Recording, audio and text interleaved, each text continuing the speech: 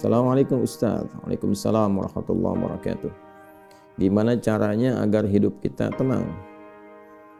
Ya, tenangkan.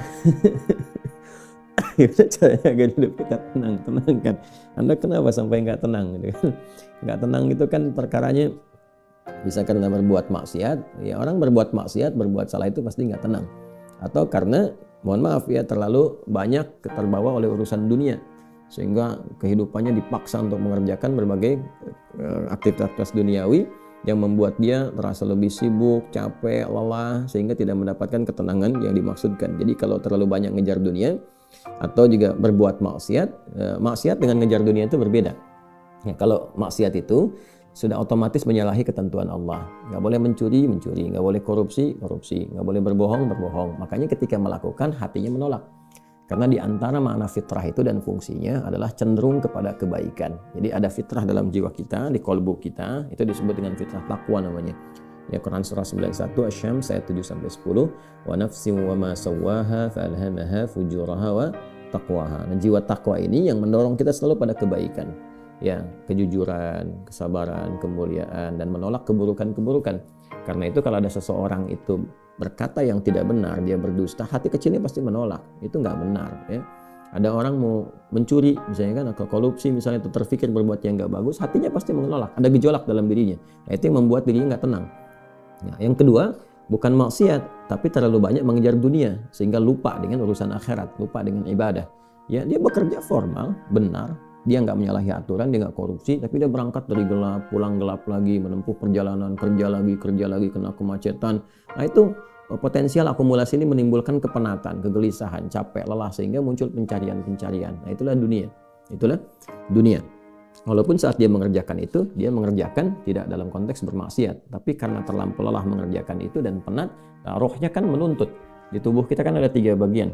Ya, ada fisik di bagian luar, kemudian ada akal ya di pikiran, yang ketiga itu ada hati, ada jiwa spiritual. Masing-masing harus mendapatkan porsinya.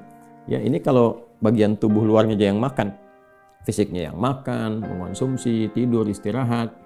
Ya, kemudian akalnya nggak pernah dipakai, nggak pernah belajar, nggak pernah baca, nggak pernah apa. Ini akalnya juga bisa protes, tumpul, nggak nyaman.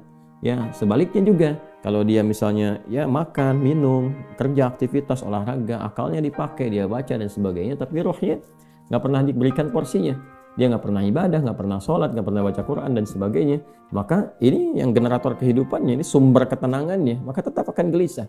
Karena itu ditemukan betapa orang pintar, ya kan, kerja keras dan sebagainya, tapi ya rohnya nggak terisi, banyak yang bunuh diri. Ya, di Jepang terjadi, gitu kan. Atau bahkan setidaknya ada orang-orang kaya yang sudah hebat, pinter-pinter, ya di akhir hidupnya apa yang dia kerjakan? Ya cuma datang terapi, nanam kangkung, nanam cabai gitu kan, datang ini untuk mencari ketenangan karena rohnya nggak terisi.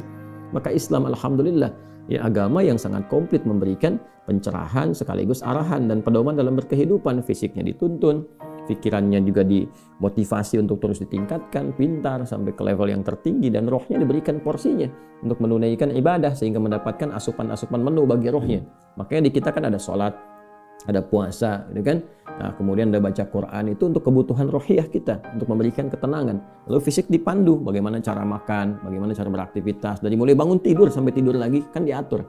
Ya, lalu pikiran turun ayat-ayat untuk menjadikan pikiran itu terlatih kuat, kan, bahkan sampai ke level yang tinggi, jenius dan sebagainya. Turun ayat tentang Iqra, banyak baca, turun ayat tentang tadabbur, afala yanzuruna ilal ibili kaifa khuliqat afala yatadabbaruna al-Qur'an, turun ayat tentang riset, inna fi khalqis samawati wal ardi wa ikhtilafil laili wan nahari la ayatil ulil albab, kan, dan seterusnya. Itu supaya semua terstimulus.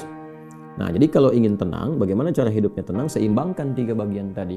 Jadi pikiran kita dilatih supaya kuat, ya supaya tajam dalam berpikir dan mengarahkan bagian tubuh kita untuk bertindak secara benar.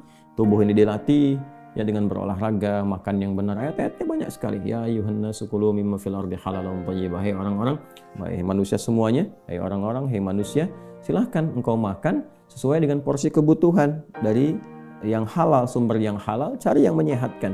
Itu di Al-Baqarah